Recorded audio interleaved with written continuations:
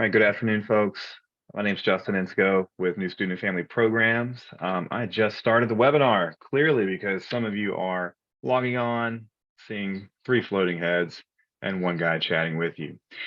I'll give just a few seconds here, 30 seconds or so, to allow our attendee list to kind of come to critical mass. We had 266 family members register for this, so I'm excited that there was an interest around knowing more at this time of year for your student, whether it be a first year, a new transfer, or an upper division student, learning more about on-campus student housing and off-campus student life. So again, welcome, and just bear with us for just a few more seconds as we kind of reach critical mass. For those of you who are on and listening, our chat is currently disabled.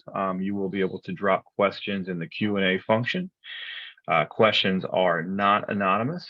There's also a function where you can upvote questions. So if you see somebody drop a question, you're like, oh gosh, I love that, I want to know that, feel free to upvote it. It signals to myself and our experts here today that this is of interest, and we can try to get that answered for you. Those are kind of the big things. We'll have no more than an hour with you today. If you need to drop off, no worries. We are going to record this and send this out via the UNC Family Experience portal and newsletter so that you can always access it to listen, watch, and catch the summary. So today we are, we're really interested in on-campus student housing and off-campus student life as we think about the upcoming academic year. Every year we have tons of questions and a lot of excitement about what is my students' experience going to look like as they move here to Chapel Hill and the surrounding area. My name's Justin Insco. Again, I'm with New Student Family Programs, and this is our virtual family chat. I'm delighted today that we have 2 experts to chat with you about those topics. I'll let them introduce themselves, and I will immediately here turn it over to them, starting with our Executive Director of Carolina Housing, Allan Blattner. Take it away, Allan. Great, thanks, Justin. Thanks to all of you for joining us. We're very excited seeing the number of participants grow here, 72, that's terrific. This is an exciting topic, and it's a timely topic, and we'll talk more about why it's timely in a few minutes. But even though we haven't even moved students in for this current year, we know already people are starting to think and potentially worry about what does next year hold. And so what we really hope to do today is give you all some things to think about, some answers. Aaron and I often call this the myth-busting tour because there are some myths out there. But my name's Allan Blattner. I'm the Executive Director of Carolina Housing. Carolina Housing at the university umbrellas all of the on-campus housing opportunities. So about 8,500 beds on main campus for undergraduate students, including residence halls and apartments. We have a small complex of about 650 beds for graduate and family housing. And then we partner with Granville Towers, and we provide the residents education support over there for the 1,200 beds that are over in Granville Towers. So all totaled, about 10,000 students live on campus in properties that we in Carolina Housing are proud to help support. Within Carolina Housing, it's a one-stop shop. We do all of our own maintenance, housekeeping, new construction, renovation, all the student life components, the RAs that work in the buildings and the community directors that live there to provide a robust student life and support for the students who live on campus. And then obviously all the back of house functions, all the assignments people, the people that helped us get the bills squared away and all those kind of things, that all exist in Carolina Housing. And we're just thrilled to welcome you here today and excited to answer some questions. After Aaron introduces himself, I'm going to answer a couple of the questions that came in that have to do with kind of the immediate here and now, some very kind of technical things about move in and that kind of thing. And then we'll get launched into our topic for today about kind of next year's housing on and off campus and the decisions that families have to make. So take it away, Aaron. Great, thanks, Alan. Appreciate it. Good to be with all of you. As Alan and Justin said, my name is Aaron Bachenheimer. I serve as the Executive Director for Off-Campus Student Life and Community Partnerships. I've been here at Carolina since 2009, and our office, Off-Campus Student Life, really tries to provide education, advising, resources, and support for all Carolina students, undergraduate and graduate and professional students, kind of through 3 phases, if you will, of their experience. So phase 1 is kind of living on campus and thinking about moving off campus. I'll talk more about that in a minute because that's probably most relevant to today's conversation. Working with students who are in sort of phase 2, which is I have decided to live off campus, and so supporting students through that transition, and then continuing to support students as they live off campus and out in the greater Chapel Hill, Carborough, or beyond communities. We do that through a number of different ways. We have 2 websites, offcampus.unc.edu, which is sort of an educationally focused website, and then offcampushousing.unc.edu, which is more of a search engine where students can look for off-campus housing, list off-campus housing themselves, create a roommate profile, and look for roommates and housemates. We have an off-campus living guide.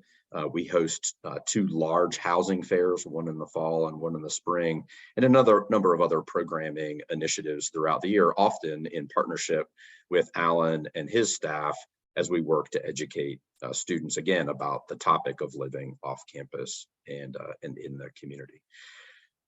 So as Alan said, we are going to spend some time talking today both about sort of some of those conversations that we have around sort of busting of myths.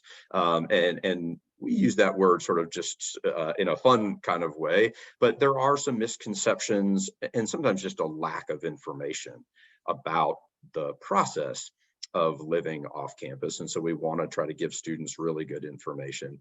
And then, the other place where Alan and I work a lot together is, and his staff is working to support students in what we would call sort of the decision, which is, do I remain on campus or do I move off campus? We come at this topic from a philosophical standpoint that we both believe and know from research that students really benefit from living on campus for at least their first 2 years. Obviously, we have a first year live on requirement at Carolina. And so beyond the first year, it's a choice for students to make. We believe students benefit significantly from living on campus for their first 2 years. But every student's situation is a little bit different, right? And unique to them. And so that's where we come in and try to help them in that decision-making process so that they have all the information that they need to make the most informed decision about live on or move off. And so that intervention and sort of the myth busting, if you will, might come into play around things like cost, for example, because students will say, well, I'm moving off campus because it's just less expensive to live off campus. And so we'll try to help them do a real apples to apples comparison of on and off campus. And actually, what we often find increasingly so is that on campus is actually a very affordable option for many of our students as the off campus market becomes increasingly more expensive. There may be some misconceptions around the differences between a housing contract and a lease, right? A legally binding lease off campus. There are assumptions that get made around parking off campus, around what makes a good roommate or housemate off campus. What is the availability going to be like of off campus housing if I don't sign a lease in October for the following August, right? So those are all things, and we can talk more about those topics as we go along, but I just wanted to sort of frame for you all the work that we do, which is helping guide students through that decision-making process. And we don't take a you should move off or you shouldn't move off, right? Thumb up or thumb down approach. We really try to help students make informed decisions that are in their best interest in consultation with their families or their friend groups or whoever might be impacted. So I'll sort of pause there. Allan, I think, is going to take an opportunity, as he said, to perhaps answer a couple of the initial questions about the here and now, and then we will jump into some additional questions related to this topic, and you all will hopefully add to that list as we go along by dropping some things again in the Q&A that we are happy to address today. Great.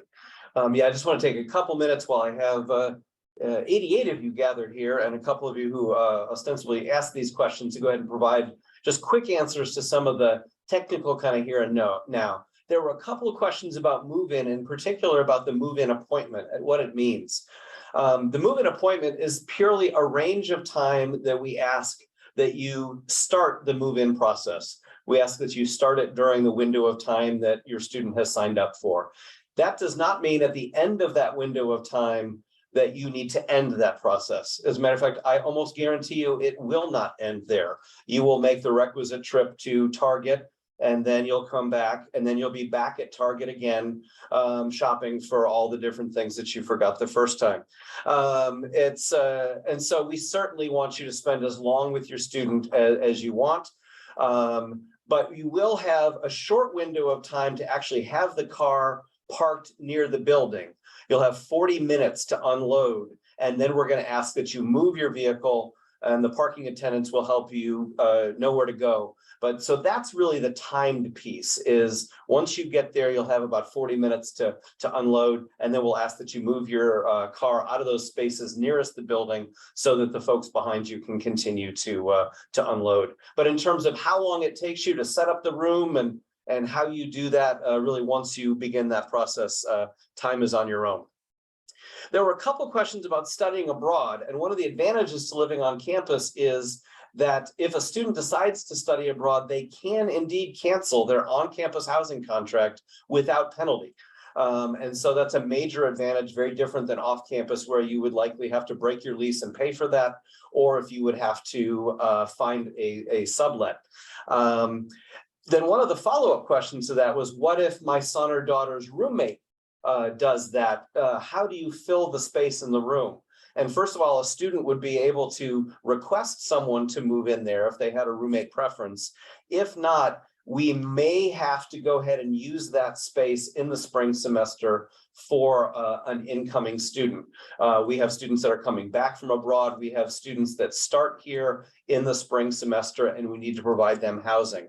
And so we may use that space. The question then further asked, can we buy out the space? That is a year-by-year decision for us, depending on availability. And we will announce to students if there is an opportunity to essentially buy out the single and guarantee that there won't be a roommate in there. Some years, because of space, we're able to offer that. Some years we're not. And then the final was, if there's a change at all on the billing side of things. Someone asked about that they were living in Granville and also had a contract with us. How long does it take for that charge to clear off of the student account? It should happen within 48 hours. If not, call our office and we will help to guide that. But I also want to make sure that whoever wrote that question, you have to cancel your on-campus housing assignment. We don't automatically assume that to be the case if you sign up for Granville. So again, these are very nitpicky kinds of focused on now questions, and I really want to take the time to focus on the broader topic of our webinar. But I will just remind folks that we've got folks sitting here waiting to answer your questions, either via email or on the phone if you call our office. The move-in guide that we have provides a lot of details and information. But if you have questions, please give us a call, and we'd be happy to give you answers to your specific questions. So now to maybe reframe a little bit towards the direction of this webinar, I want to start with the question that came in about why the timing of our on-campus room selection in November. And the question was posed in such a way that it was not us who chose November. It was the market that moved us from a spring semester opportunity for folks to sign up for on-campus housing to a fall semester opportunity. The market around Chapel Hill shifted in terms of when students started signing up for housing. That was led by the off-campus market. And we heard from students that they wanted the opportunity to sign up for on-campus housing, but they weren't willing to wait and potentially forego the opportunity to get into some of the properties in the off-campus market. Now, one of the myths that's out there is that you have to sign up for something in September or October to get something quote unquote good off campus. That's not true. But we did move our process into November just to allow students to have the choice at the same time with whether or not they were making that tough decision about moving on campus or off campus. I agree developmentally, I would love for it to be later, but it doesn't work out in terms of making sure students have that choice that they need in order to weigh the two options equally. So Aaron, turn it back to you.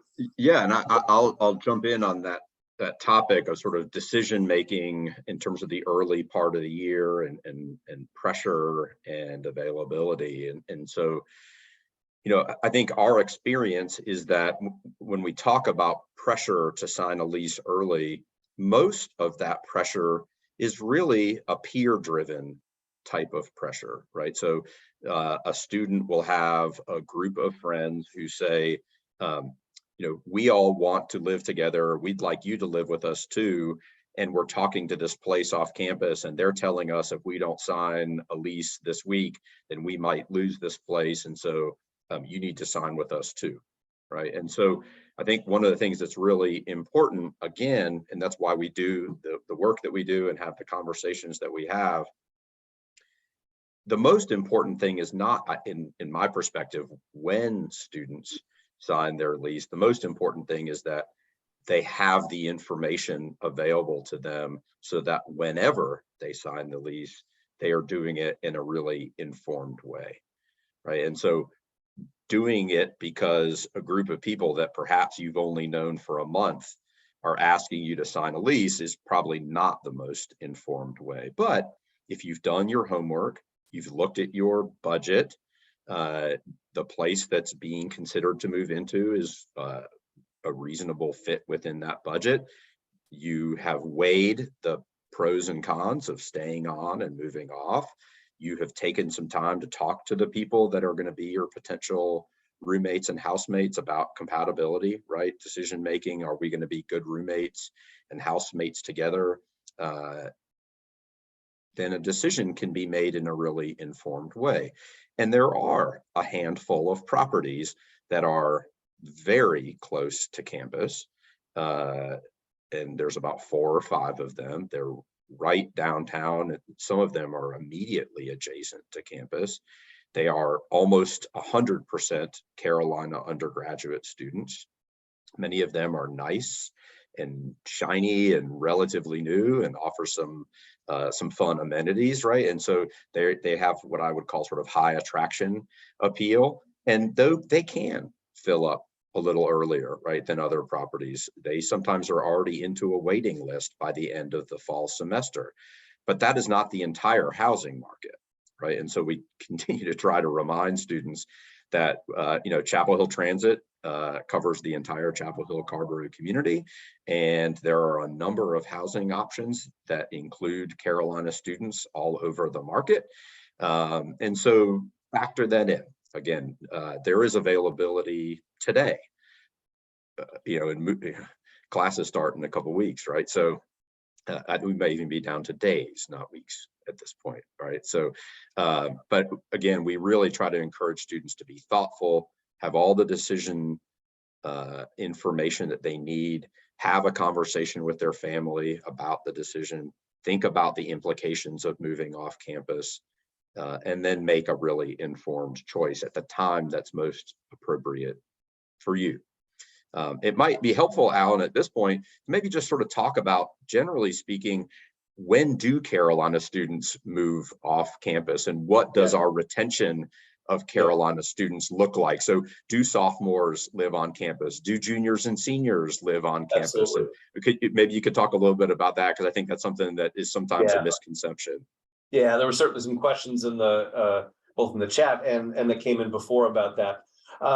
So about 70% of our sophomores every year elect to stay on campus with us. So one of the questions was, is it a social death sentence to stay on campus? Certainly not, because the majority of our sophomores will elect to live with us.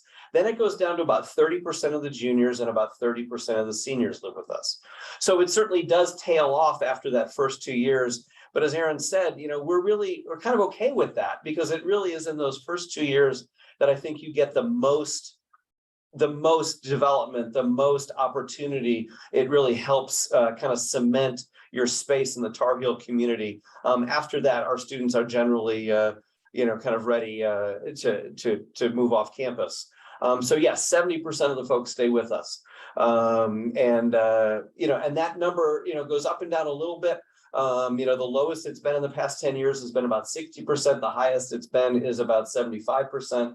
And that's without a requirement. And so that means our students are having that experience that first year and continuing to find high value in staying with us, whether it's location, whether it's the ability to pick their roommates, whether it's the flexibility I talked about in terms of being able to cancel your contract if you decide to study abroad, or take advantage of some of the other opportunities that Carolina offers. And so there are lots of different reasons that students elect to live with us, but about 70% of them do. Let me take a quick moment, because I know there's a lot of questions about how that happens. And so in November, actually starting in October, we'll communicate with students a process. So all of our upper class students are given a lottery number. It is by class. So sophomores are given a number, juniors, and then seniors. We have certain buildings that are prioritized for sophomores, and we have certain buildings that are prioritized for juniors and seniors. And so they will go in, and much like selecting their own airplane seat, when it is time for their lottery number to come up, they will go into the system, they will see what's available, they will be able to select their room. And if they have roommates that are going with them, they'll pick based on the best lottery number. They'll be able to go into the system and select their room for next year. But one of the questions was, do you have priority for juniors and seniors? We do. We also realize, because of the number of sophomores that want to live with us, and we want to maintain and encourage sophomores to live with us, we have some buildings, Morrison Hall, for example, that is prioritized for sophomores who want to live with us. And so they will go through that process. They'll re-sign their contract. And then once they select their room, they're in. There are a number of people who will sign a contract and then not select a room. What happens with those folks is later on in the process, we will go through based on their room preferences and place them into a room that best meets those preferences. That's also where students will sign up for a single room if they can get it. If not, they can put themselves on the singles wait list. That's very often a question that people have. Will they be able to have a single? And our demand for singles outweighs our availability. So we do every year run a wait list, and that all is encompassed in that process that will happen in late October, early November. I can jump a little bit and talk about students maybe who have made a decision to move off campus, whether that's for their sophomore, junior, or senior year. Many students will make that process happen all on their own, and that's a beautiful thing. And we love to see students making decisions and choices and doing their own research and homework, and that's awesome. As I indicated earlier, we are here as a resource to help them if they so choose. And so we host, as I mentioned, 2 housing fairs, one in the fall and one in the spring. We have over 20 what I would call very student-oriented off-campus housing properties that will come to campus. All of those properties are featured on our off-campus housing website, so students can always look for information about those properties. They can come to those housing fairs, they can ask questions, they can go online and get virtual tours through our website and more information about floor plans and amenities and rental costs. When students come to us with questions, we try to guide them based on what they show up to us with, right? So if they've got questions around costs, we will help them try to navigate how to access all the information available, because again, many students may be of the mindset that, for example, the rent for an off-campus property is it. And so that's what they're comparing to perhaps on campus. And then we want to help them look at their particular housing choices and determine, is that rent actually all there is, or is there going to be additional utilities? Is there going to be an additional cost for a parking space and those other kinds of considerations? We do a lot of referrals of students to Carolina Student Legal Services, who can review students' leases before they sign them. So Carolina Student Legal Services is an independent law firm on campus that works for Carolina students. Your students pay for Carolina Student Legal Services through their student fees, so they don't pay any additional costs if they go see Carolina Student Legal Services, and the attorneys there can look at the lease, provide input and feedback. Many times they're fairly straightforward kinds of leases, particularly if there were the large property management companies, but they can provide a little bit more information, highlight elements of the lease that students need to be aware of, and they can continue to help students going forward in their Carolina career. So if at some point, for example, a student or group of students doesn't get their security deposit back, and they feel like that's not fair or not appropriate, Carolina Student Legal Services could represent the students with the landlord and try to negotiate a different outcome. And so that's a great resource that we partner with often. And so we try to play as much or as little a role as students need us to play. We do some programming in the halls to talk to students about the topics that we're talking with you all today. And so that was a question about like what kind of information is available. Most of the time it's through those housing fairs and then through consultation appointments with our office. We don't require students to go through an orientation to move off campus, but students who have questions, concerns, and need assistance can always come to us, and we are quite busy with those conversations throughout the year. So that's a little bit about how we engage with students as they're making their choices if they've decided to move off campus. We then continue to engage students once they've made that choice and transition through programming like the Good Neighbor Initiative, where we talk to students, and that's going to actually happen next Thursday and Friday. We'll be visiting about 1,200 properties off campus where we are talking to students about what it means to be a good neighbor and a good citizen. And we'll talk through things like parking, trash, noise, and a number of other topics so that they can have a good living experience off campus and in the community. So that's some more about what our office does to support students. Yeah, that decision for them to, to stay or to go off campus, it's a big one for students. And I think it's one that they spend a lot of time thinking about. And one of the things that Aaron and I, through the programs like this that we try and do, is really try and take the air out of the tires a little bit.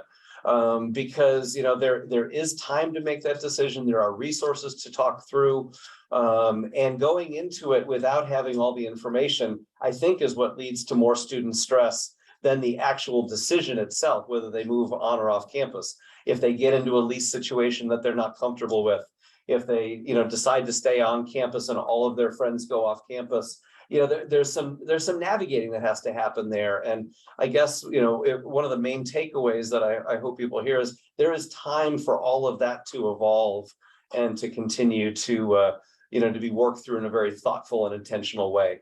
And so even though, you'll see the, all the ads in the DTH, in that opening edition, it'll say sign up now. And, that's the first opportunity to do that. Certainly not the last opportunity to do that. Yeah.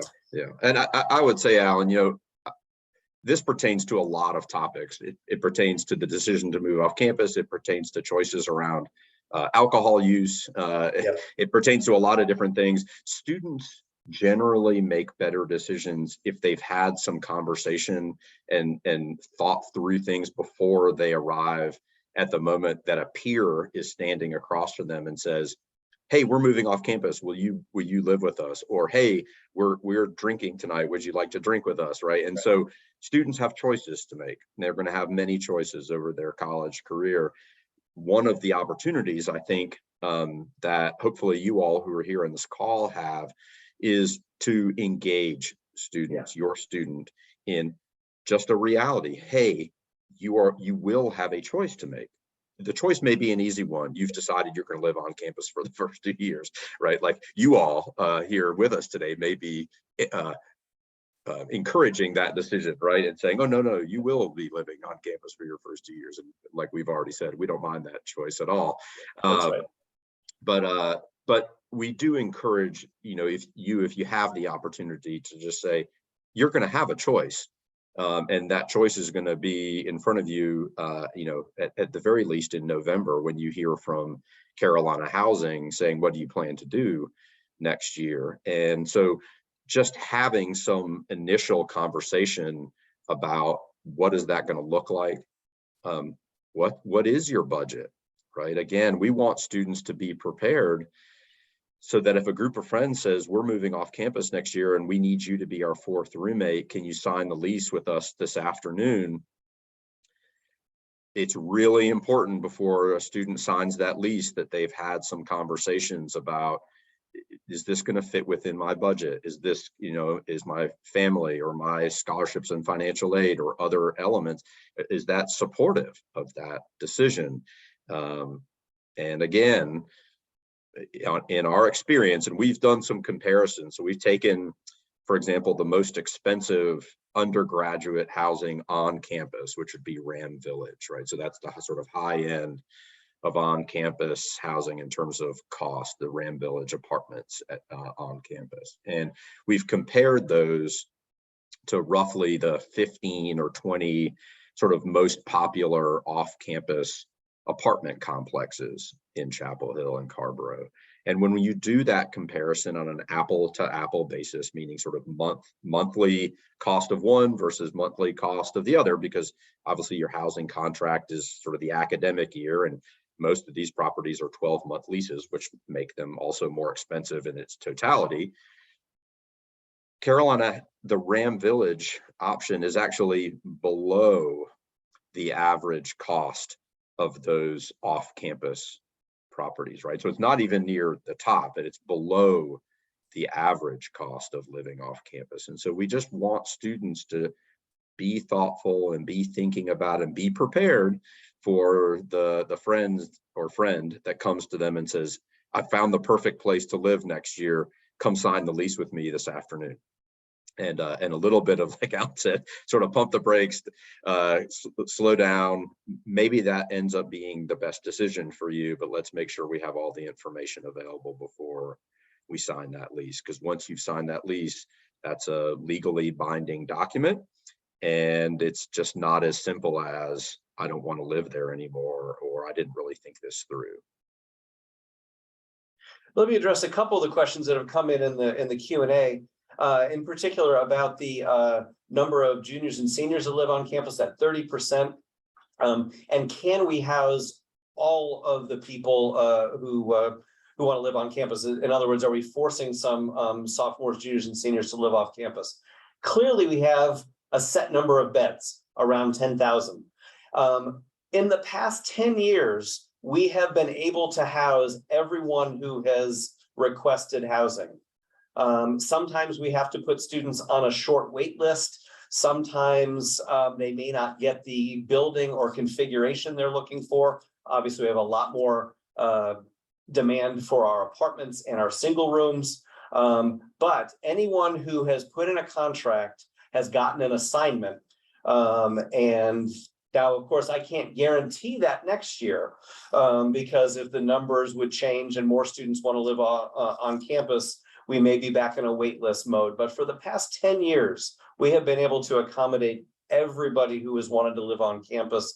We've been about 97 or 98% full. So we're very full, very popular. People want to live on campus with us, but there have been rooms if students absolutely want to live with us that they can do that.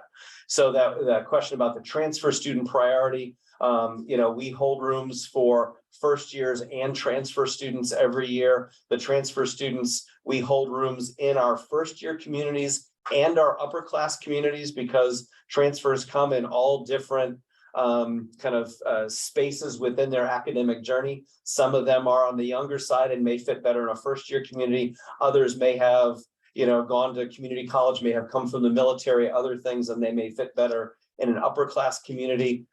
So we hold spaces there. There were a couple questions in there about people not getting what they asked for.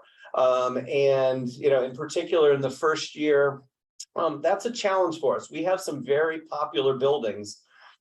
For example, Horton Hall is one of our more popular ones. It only has 279 beds. We house 3,700 first-year students on campus, and it is probably requested by a third of the class. So if you can just see the numbers there, just don't work out for everybody to be able to get into their top choice, which is why we ask people to rank their top 6. We do a pretty good job of getting people in their top 3 for the most part. Sometimes we need to go beyond that. And so it's a pure numbers game when it comes down to housing assignments. There are some buildings that are more popular. If you were to ask our sophomores how many of them want to live in Ram Village in our apartments, it would probably be 2,000 or 3,000. There's only 900 beds in that complex, and so it's a numbers game, which is why we go back to the random lottery in order to enable students to have some choice and have equal footing in how they get into those spaces. Well, I've got a question and a couple of questions related to off campus that I'm happy to jump on. And so there's a question about parking off campus, which is always a hot topic for us. And so I can talk a little bit about that. So I think the first thing to know, and this is a really important element, is because many students will talk about one of the reasons why they move off campus or want to move off campus is to be able to have a car. And so we want to make sure that when students are signing leases off campus, they understand that very few, if any, places off campus in terms of apartment complexes have a 1 pillow to 1 parking space ratio. In most cases, unless it is truly a 1 bedroom, 1 bath apartment, in which case you're probably going to get 1 parking spot, but a 3 bedroom, 3 bath apartment likely only has 1 parking spot or 2. A 4 bedroom, 4 bath apartment might only have 2 parking spaces. And so it's not always true. In fact, it's more likely than not that the apartment complex that your student could be looking at is not guaranteeing your student a parking space. And so that's a really important thing to keep in mind and get clarity on. In terms of parking, so the specific question is, how does parking work if you live off campus but don't get a lottery parking? There are very few lottery parking spaces on campus. The vast majority of Carolina students, and for that matter, faculty and staff, do not park on campus. And so almost everyone who comes to Carolina, particularly students who live off campus, are either walking, biking, or riding the bus. Chapel Hill Transit covers the entire Chapel Hill Carborough footprint. It's a fare-free bus system. It's the same bus system that circulates campus. And that's how the vast majority of students who live off campus, particularly in apartment communities in the Chapel Hill Carborough area, get to campus. So that's the sort of short answer, is that that most students who live off campus do not drive to campus. They take the bus, or they live close enough to walk or bike to campus. If you have more questions about parking and transportation, you're welcome to reach out to my office or check out move.unc.edu. And there's all kinds of really good resources on the transportation and parking website about living off campus. And getting to and from campus.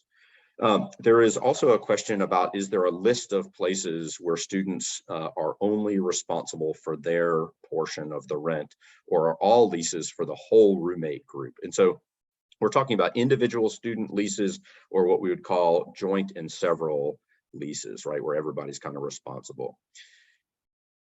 Most of what I would call sort of the student by design apartment communities in Chapel Hill. So these are the places that rent exclusively to Carolina students that are very close to campus and downtown. Almost all of those places have individual student leases. And so Shortbread Lofts, Warehouse, Union, Chapel Hill, almost all of these places have individual student leases. Lark. There are still some properties out there in the community that rent to a diversity of folks, right? Some students, some community members, right? Faculty, staff, and Carolina students make up some other percentage.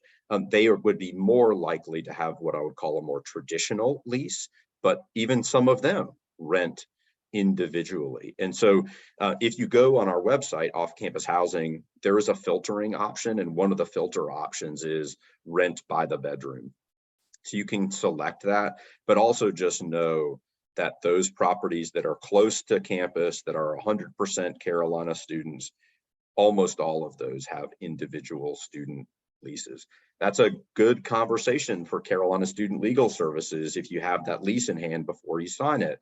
Because if it is a joint lease and a roommate leaves for some reason, we do at times have to help students navigate those situations, because then the entirety of the lease cost, the monthly rent, falls on the remaining roommates. And so that's why those conversations before you sign a lease with roommates about compatibility and, hey, is everybody sort of all in on this? And is everybody making this decision with eyes wide open, is a really important one, because that can impact students if they're in a joint lease versus an individual student lease. Absolutely. Let me go back to a couple more questions from the Q&A. Let me address the bathroom door question. And I asked a clarifying question of the person who raised this. It was in particular about Craig, which is similar to all of our other high rises. And the reason I had to ask that clarifying question is all of our bathrooms have doors that close. In the high rises, the door that closes and locks is to the entire bathroom compartment. So to the toilet, shower, and sink. Students can go in there and close that off. It is so that's if privacy is what they're looking for in that, then they would go ahead and do that. Obviously, that means no one else can use the other functions in that bathroom while that door is locked. Which is why we give students the choice about keeping that door open. If somebody comes in to use the sink, there may not be a problem with that if there's no one else in the rest of the facility. But they do have the ability to close and lock that door for privacy, whether they're using the shower or the commode. And all of our bathrooms have a door closure of some, even our community style bathrooms, each one of the stalls has a door that closes. And so I was a little thrown off by that. So no, the toilet section itself of that small bathroom does not have a separate door, but the entire area is securable for students who are using that. Alan, there's a question in there about, I know you talked about the process of November and re-upping for campus, but there's a question that sort of talks about sort of like, so does a student actually have to make their decision 3 months from now, a final decision about moving off or living on? Can you talk a little bit about sort of what if a student just says they are going to live on campus in November, and then come February decides, I've changed my mind, we found a place off campus, I think I might like to live off campus. What happens at that point with that student?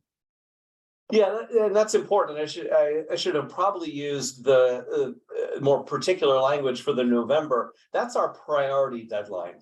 If you want an assignment in November, you have to apply by the end of October, early November. Then we take everybody who has put in their application then and they're assigned, either by the airplane process that I talked about where they select their own space, or we go ahead and assign them. But that's just the first of an open opportunity to sign up for on-campus housing. We had people sign up today to live on campus with us, upper class students who had looked around in the market and had not found what they were looking for and now are coming back to live on campus with us. So as long as we have space available, and as I mentioned before, for the past 10 years, that has been through the entirety of the assignment process, students are welcome to sign up. But if they want an early answer and an early decision on what that room will be, they can participate in the November process for that. If not, they can just apply at any time after that. They can work with our assignment staff to make their assignment into any of the available rooms, or to put themselves on a wait list for an apartment or a single. So you're right, Aaron, it just begins then. It doesn't begin and end there. In terms of the decision points, in terms of there are some financial penalties built into the contract. Once you sign on with us, it is a $300 cancellation penalty. That is, I really want to collect 0 of those. I don't want people to cancel, but without that, without a little bit of financial incentive, what we get is we get people who sign up, take the space that otherwise could have gone to a student who really wanted it, and then later in the game, they cancel their housing contract. And we end up then having forced someone who would have lived on campus with us off campus and having an empty bed on campus that we can't give a student the opportunity to live there.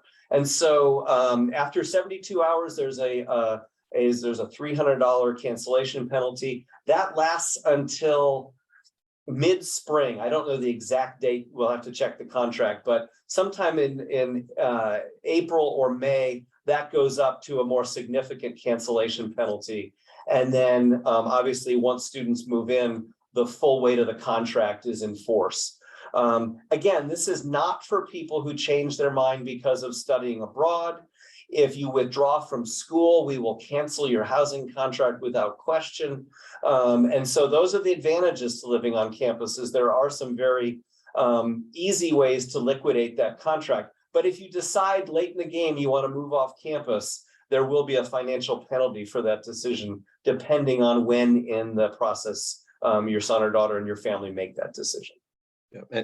And again, similarly, in the off-campus environment, you don't have to decide in October or November that you're living off campus. But if you want a specific place, like you have your eye on a particular, and I'll just use Carolina Square as an example, which is the property that is the closest to campus. It's right next to Granville Towers. If you want to live in Carolina Square, you may need to make an earlier decision because that property ends up on a waiting list situation, typically by the end of the fall semester. But if it's just, I want to live off campus, again, you wouldn't have to make that choice until the spring semester or even later, early summer, depending on your flexibility, right, and your openness to different living options. So just a little clarification. Yep. There's been some questions about breaks. We are open for all of the breaks, with the exception of winter break. We close for a brief period of time there. During the break periods, even winter break, students can keep their belongings in their room. They do not need to move out. I know the question specifically said about international students. We're particularly aware of our international students, our out-of-state students. We do not make them move out for breaks. But during that winter break period, they will not have access to their room. We do offer for students who need winter break housing, we offer a small amount of winter break housing that they can sign up for. Depending on which building they live in, it may or may not be in their room. They may have to move to an adjacent building in order, because we close most of the buildings.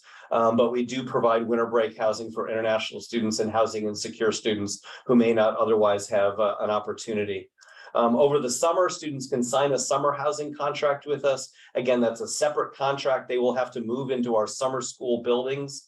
If they get lucky enough and summer school happens to be in the building they live in, they may have the opportunity to just stay in their room. But generally, students move into one of our 3 or 4 summer school buildings for the summer period, should they elect to stay with us. There's a question that I think I missed that came in a little earlier, and we've certainly gotten, we've had conversations with families in the past about sort of why doesn't the university, this gets back to sort of the timing issue and when students are signing leases or might be signing leases. And, you know, why doesn't the university either put pressure on, or I think the quote is partner with Chapel Hill Carborough apartment complexes to delay the housing selection process. I think the way Allan and I talk about the answer to that is, you know, almost all of these properties that we're talking about are owned and operated by very large, in some cases multinational, but certainly across the country type real estate holding companies and corporations. And they have hundreds, if not thousands, of properties across the country, many of them student-oriented properties around the country. And so they are making decisions at a national market scale, and they don't necessarily, again, sort of drive when people make decisions. People make decisions, and they are happy to have people sign leases if they're prepared and ready to sign a lease. And so we generally believe that our role on campus is as educators. And our role is to educate students and to help support students in their decision-making processes, and to try to give them as much information as they can have to make the most informed decision possible for them, and not to in any way sort of stand in front of or create unnecessary roadblocks if they have made decisions in an informed way. And our experience is that most students do make informed decisions. Most students do seek out guidance. Many students, whether that's from their family members or from us, and they make choices that they are ultimately quite happy with. And so we have taken the approach to educate our community members, and I actually host quarterly property management calls. So I have a group of off-campus property managers that I work with in the Chapel Hill Carborough market. We have quarterly meetings, and at the one I just held 2 weeks ago, we talked about lease signing periods, we talked about affordable housing, and I do that from an educational standpoint. We talk to them about student mental health concerns and other sort of things that are happening on and around campus, so that they're informed and they understand some of the questions and issues that students are facing. But we really don't view it as our role to, you know, pressure or unduly influence how they run their businesses in our community. We view our role as educators and as partners, and they are often making decisions, like I said, not with only Chapel Hill in mind, but with hundreds of college community markets in mind in terms of how they run their businesses.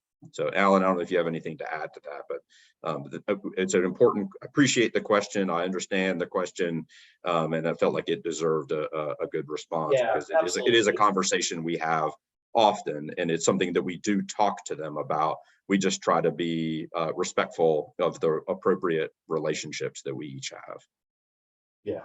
Yeah, I think it was well said, and again, I would just go back to, that for us and for them, it really is just the opening of the opportunity to sign a contract or to sign a lease. That doesn't mean that it has to be completed within that very short pressure-filled window. If you need to take more time to make that decision, there certainly is time, and there are good properties both on campus and off campus available. There's a question about sorority housing, and this would be applicable to fraternities as well. And so I can jump in on that one just a bit. So for the fraternity and sorority houses in Chapel Hill are privately owned on private property. So for the purposes of on or off campus housing, they are considered off campus properties. It's not the same as an apartment complex, obviously, and many of them are in very close proximity to the university, but they are off campus, not owned or operated by the university. I couldn't give you an exact cost because they vary. The sorority houses often house between 35 and 40 People in the men's fraternity houses are usually housing between 20 and 25 men in those properties. My experience is that many people find them a very affordable place to live. And so while the dues may be higher, and there's certainly additional costs for joining fraternities and sororities, living in-house can often be an affordable opportunity. Many students will live in the fraternity or sorority houses for 1 year unless they take on a leadership role within the organization, and that may mean they end up living in the house for 2 years. But oftentimes students will live in the house either their sophomore or junior year and then live off campus somewhere else their senior year if they're in a fraternity or sorority. But those are good questions to ask during the recruitment process, and each chapter should be equipped with what their housing costs are and when and if they have a requirement that members live in the house, because many chapters do require folks to opt into living in the fraternity or sorority house during their time in the organization. So hopefully that helps. There's a question in there about move-in appointments, and is that for parking access only?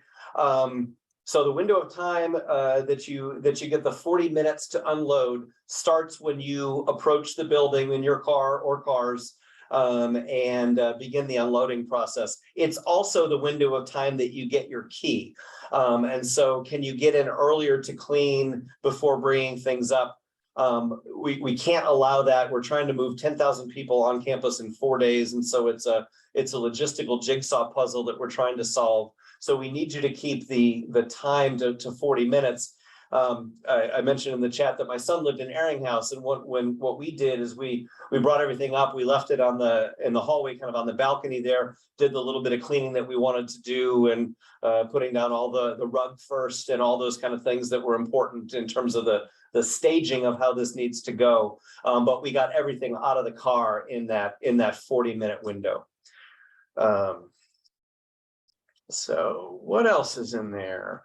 There was a question about summer storage. We are not able to offer summer storage. We just don't have the room. But our Residence Hall Association, which is our Residence Hall student government, contracts with a local vendor. And if you look on their website, and maybe my friends from that are moderating this could put RHA's website in the chat. They offer and contract with a local storage group that they've worked out some discounted pricing with, if you're interested in that. But there's just no way that we have to secure the storage. Questions on where are cars allowed to park after the 40 minutes? If you talk to the parking person who gives you the ticket, they'll tell you where the other lot is. It's pretty much any available space that's not designated right next to a residence hall. There's street parking, there's lots that are further away that you can park in. And Granville Towers does it a little bit differently. I knew that there was a question there about their process. They still do stick to about the 40-minute window, and then they have their own ancillary parking that they send folks to. So if you just communicate with the parking person, they should be able to help you focus in on where you need to park after that 40 minutes.